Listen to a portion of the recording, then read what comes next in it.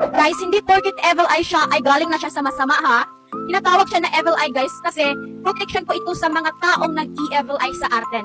So kasi hindi naman natin alam kung sino yung pumupunta sa atin na nag-e-evil eye sa atin kasi hindi lahat ng pumupunta sa bahay natin ay kaibigan natin. So minsan guys, yung iba nagpapanggap lang nakakampi mo. Pero pag nakatalikod, tinitira ka na pala patalikod, nagwi-wish na pala siya ng bad luck sa iyo.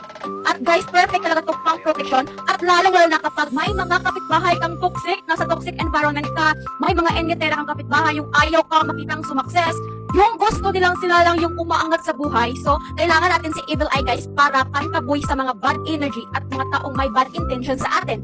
So, kailangan itong isabit sa harapan ng bahay natin guys, sa pintuan, yung tipong makikita talaga kapag gumaan yung mga enyetera sa bahay natin. So, kapag makikita nila ito guys, yung mga bad intention nila sa iyo ay babalik sa kanila.